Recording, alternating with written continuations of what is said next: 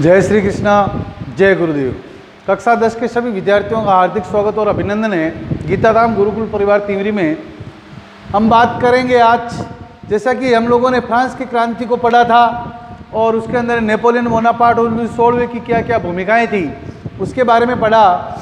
इसके बाद में हम एक छोटा सा सुंदर सा टॉपिक लेते हैं और इस टॉपिक का नाम है भारत में राष्ट्रवाद, नेशनलिज्म इन इंडिया।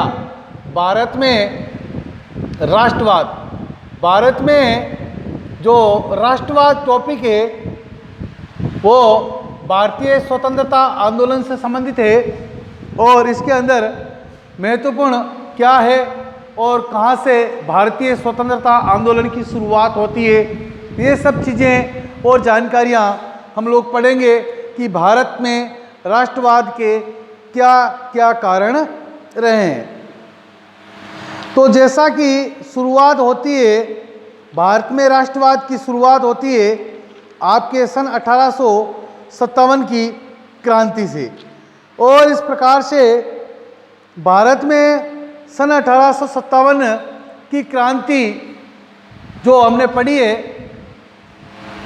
कक्षा 8 में पढ़ी है, तो हमने देखा कि सन 1857 की क्रांति जरूर असफल हुई थी भारत के अंदर, लेकिन उसके कुछ तत्व, कुछ अवशेष अभी भी शेष रहे हैं जो भारत में बार बार उग्रवादी आंदोलन कर रहे हैं। तो धीरे धीरे जब 1857 की क्रांति असफल हो गई, 1858 का जो अधिनियम भारत के अंदर लागू हुआ था और इस अधिनियम के तहत ब्रिटिश ईस्ट इंडिया कंपनी का शासन भारत में समाप्त हुआ और ब्रिटिश संसद का कानून भारत के अंदर लागू हुआ था।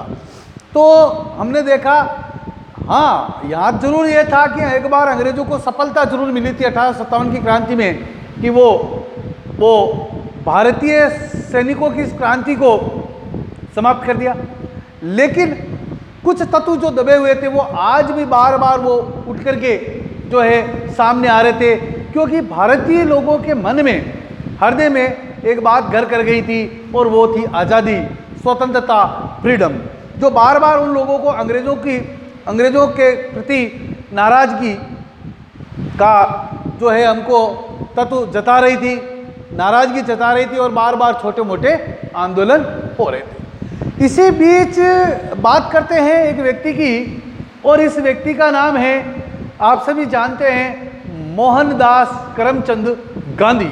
महात्मा गांधी का भारतीय स्वतंत्रता आंदोलन में क्या योगदान है, क्या महत्वपूर्ण भूमिकाएं हैं, ये सब जानकारियां हम धीरे धीरे पढ़ेंगे इसी टॉपिक की बदौलत। जैसा कि महात्मा गांधी की अगर बात की जाए तो हम यहाँ पर स्वतंत्रता आंदोलन के अंदर महात्मा गांधी महत्वपूर्ण रहेंगे हमारे इस टॉपिक के बदौलत। इससे पहले भी हम लोगों ने बात की है कि जैसे चंद्रशेखर आज़ाद है, भगत सिंह है, बटुकेश्वर दत्त है, राजगुरु है, बाल गंगाधर तिलक है, लाला लाजपत राय है, ये सारे भी क्रांतिकारी जो थे, इन्होंने भी भारत की आज़ादी में अपना एक अनूठा योगदान दिया, एक महत्वपूर्ण योगदान दिया। अपने शरीर से, रक्त से इस भूमि को सींचा और हमें इस आज़ादी रूपी ये फसल जो हमको दी है, उनके इस बलिदान को हमें कभी भूलना नहीं चाहिए कि कितनी कठिनाइयों से, कितने दुख और कष्ट से हमको आज़ादी मिली है और उनकी इस दिए हुए बलिदान को हम अपने वैसे ही व्यर्थ न करें। तो महात्मा गांधी हमारे भारतीय राष्ट्रवादी आंदोलन या स्वतंत्रता आंदोलन में जो महत्वपूर्ण रहेंगे, सो इनके बारे में कुछ छोटी मोटी जानकारियां ले लेते हैं। सबसे पहले बात करते हैं कि महात्मा गांधी का जन्म 2 अक्टूबर 1869 को गुजरात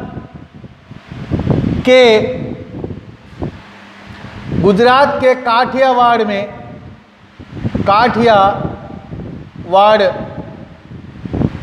पोरबंदर में हुआ था। ये महात्मा गांधी जी की जन्म स्थान है और इनके पिताश्री थे जिनका नाम था करमचंद गांधी और इनकी माताजी थी पुतलीबाई और इनकी घरवाली पत्नी महोदय जो थे कस्तूरबा गांधी। कस्तूरबा गांधी, ये महात्मा गांधी जी का छोटा सा परिवार था और इसके अंदर मोहनदास करमचंद गांधी यानी कि महात्मा गांधी जी के जो पिताजी थे करमचंद गांधी, ये राजकोट के दीवान हुआ करते थे। उस जमाने में राजकोट के दीवान थे। इसका अर्थ ये था कि ये बहुत ही थोड़े लगभग कहीं ना कहीं ये अपने आप को अमीर वर्ग से बिलोंग करते थे, अर्थात ये अमीर थे। इस कारण महात्मा गांधी जी की जो पढ़ाई है वो 12वीं तक की या 10वीं स्टैंडर्ड हम लोग कह सकते हैं, इंटरमीडिएट की पढ़ाई पोरबंदर में ही पूरी हुई और इन्होंने बीए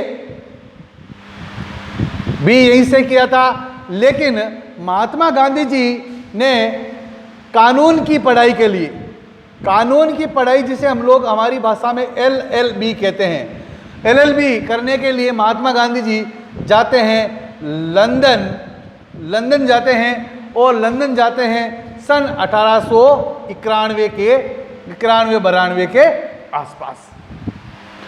महात्मा गांधी जी सन 1891 के अंदर लंदन गए और महात्मा गांधी जी ने LLB या कानून की या वकालत की पढ़ाई करके सन 1893 के अंदर महात्मा गांधी हिंदुस्तान आते हैं, भारत आते हैं और एक वकील के रूप में आते हैं। महात्मा गांधी जी के बारे में हम यह कह सकते हैं कि जब महात्मा गांधी महोदय भारत आए थे तब लोगों को लग रहा था कि ये भाई पढ़ाई करके आए हैं, विदेश पढ़ाई करके कानून पढ़ करके आए हैं और वो अब वकील के रूप में वकालत करते भारत आए। तभी महात्मा गांधी जी को छोटे मोटे केस मिले थे, उन्होंने उनको केसों को सोल्व भी किया था। इसी बीच महात्मा गांधी जी को सन 1893 के अंदर 1893 में महात्मा गांधी जी को केस मिला था। गुजरात का एक सेठ था और इस सेठ की फैक्ट्री थी आपके दक्षिणी अफ्रीका में। कहाँ पर थी? दक्षिणी अफ्रीका, जो अफ्रीका महाद्वीप का एक छोटा सा देश है, दक्षिणी अफ्रीका। इस दक्षिणी अफ्रीका में इस गुजरात के सेठ की एक फर्म थी, फैक्ट्री थी, जिसका नाम था दादा अब्दुल्ला एंड कंपनी। दादा अब्दुल्ला एंड कंपनी।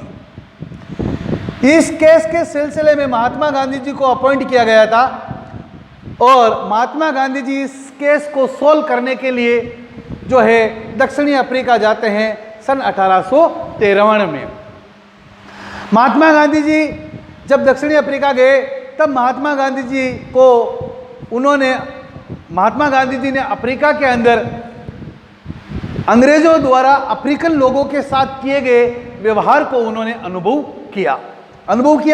कैसा किया कि अंग्रेज लोग जो थे अफ्रीकन लोगों के साथ में जो है बड़ा ही क्रूरतापूर्ण व्यवहार कर रहे थे और वो था रंग भेद नीति। यानी कि अंग्रेज लोग जो थे, अफ्रीकन जो काले लोग थे, उनके साथ में ये अंग्रेज लोग जो थे ये गोरे लोग थे।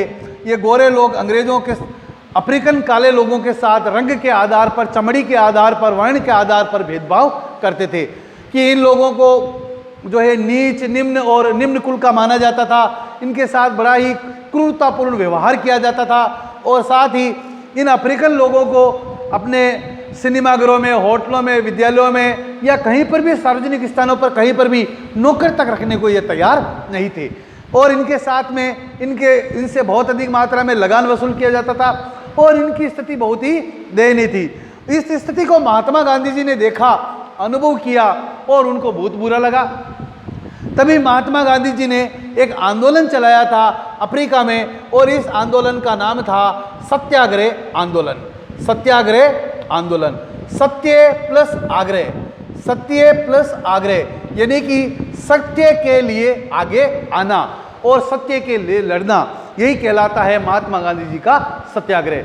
और महात्मा गांधी जी ने अफ्रीका के अंदर जो है महत्वपूर्ण आंदोलन, ये सत्याग्रह चलाया और अफ्रीकन लोगों को आज़ादी दिलाई। अफ्रीका, ये रंग भेद नीति उन्होंने वहाँ पर समाप्त की और अफ्रीकन सरकार ने खुश होकर के, प्रसन्न होकर के महात्मा गांधी जी को 2 पदक दिए थे, जिनका नाम था बोअर पदक। बोअर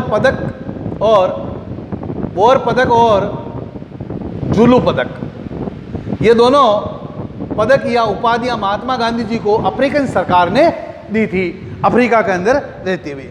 इसके बाद महात्मा गांधी जी सन 1915 के अंदर, सन 1915 9 जनवरी सन 1915 को महात्मा गांधी जी पुनः हिंदुस्तान लौट आते हैं अफ्रीका से। 9 जनवरी सन 1915 को महात्मा गांधी जी हिंदुस्तान लौट आते हैं और इसी 9 जनवरी के दिन को भारत सरकार ने, जो महात्मा गांधी जी वापस अफ्रीका से भारत आए थे, इसी बदौलत इस 9 जनवरी को भारत सरकार ने एक दिवस के रूप में मनाना शुरू कर दिया है और वो दिवस है प्रवासी दिवस। आपको याद रखिएगा, प्रवासी दिवस कब मनाया जाता है? 9 जनवरी को, क्योंकि महात्मा गांधी जी अफ्रीका से पुनः हिंदुस्तान आए थे, इसी कारण इस 9 जनवरी को प्रवासी दिवस के रूप में मनाया जाता है। आगे हम बात करते हैं, महात्मा गांधी जी जब हिंदुस्तान आए थे तब इसी समय एक युद्ध चल रहा था और इस युद्ध का नाम था प्रथम विश्व युद्ध। प्रथम विश्व युद्ध, और प्रथम विश्व युद्ध चल रहा था, यानी कि यह शुरू हुआ था 1914 से लेकर के ये चला था 1918 तक, यानी कि 5 वर्ष तक ये युद्ध चला।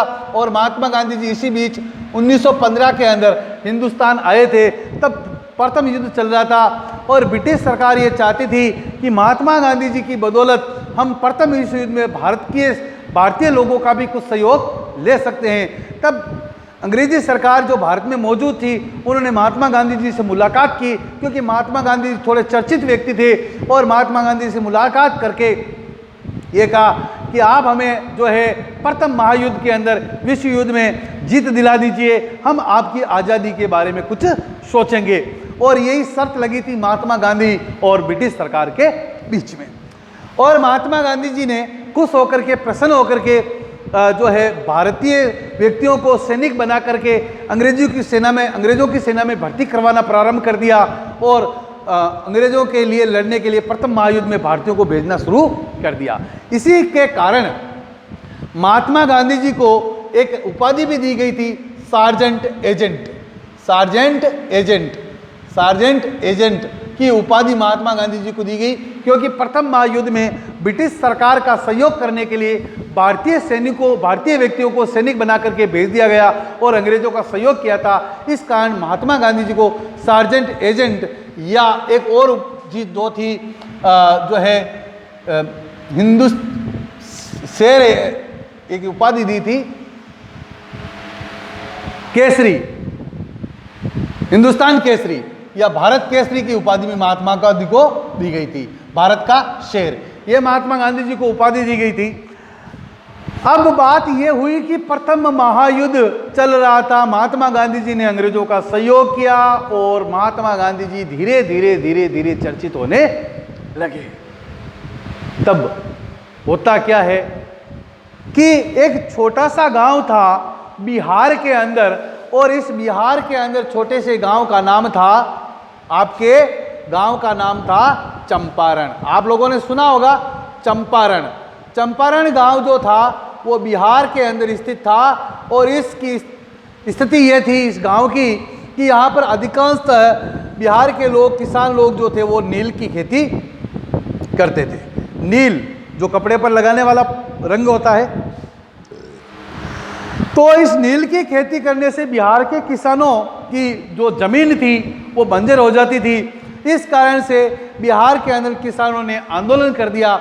इस आंदोलन का नाम है चंपारण किसान आंदोलन। ये घटना है सन 1916 की। सन 1916 के अंदर आपके चंपारण में किसान आंदोलन हुआ और इस आंदोलन का नेतृत्व करे थे राजकुमार शुक्ल। नाम के किसान थे जो आपके इस बिहार किसान आंदोलन का नेतृत्व कर रहे थे, और इन्होंने ही एक पत्र लिख करके महात्मा गांधी जी को बिहार चंपारण आने का निमंत्रण दिया, और महात्मा गांधी जी राजकुमार शुक्ल के निमंत्रण पर बिहार आते हैं, किसानों की स्थिति को देखते हैं और किसानों में और अंग्रेजी सरकार के बीच में एक समझौता करवाते हैं। ये समझौता ये था कि भाई 1/4 भाग पर जो पहले खेती की जाती थी अब की जाएगी 3/4 भाग पर खेती की जाएगी, और 1/4 भाग पर जो है नील की खेती की जाएगी। 3/4 भाग पर लोग जो है अनाज बो सकते हैं, और 1/4 भाग पर जो है ये आपके नील की खेती कर सकते हैं। 1/4 पर नील की खेती और 3/4 पर जो है अनाज की खेती कर सकते हैं। ये 3/4 पहले यहाँ पर क्या होता था कि 3/4 भाग पर नील की खेती की जाती थी, और इसी प्रथा को 3 कटिया प्रथा के नाम से जाना जाता था। अब आपसे पूछा जा सकता है कि 3 कटिया प्रथा का संबंध महात्मा गांधी जी के किस आंदोलन से है, तो आपको बताना है चंपारण किसान आंदोलन से। जैसे ही बिहार के अंदर किसानों की इस समस्या का महात्मा गांधी जी समाधान करते हैं, और महात्मा गांधी जी का धीरे धीरे जो है प्रचार प्रसार बिहार के अंदर होता है, और महात्मा गांधी जी एक बहुत बड़े नेता के रूप में भारत के अंदर जो है चमकते हैं। और इसी किसान आंदोलन के साथ आज हम अपनी क्लास को समाप्त करते हैं। बाकी महात्मा गांधी जी के जो आंदोलन है, जो उनका रोल है, जो मूल्यांकन है, जो भूमिका है, सो हम अगली क्लासों के अंदर देखेंगे। तब तक के लिए जय श्री कृष्णा, जय गुरुदेव।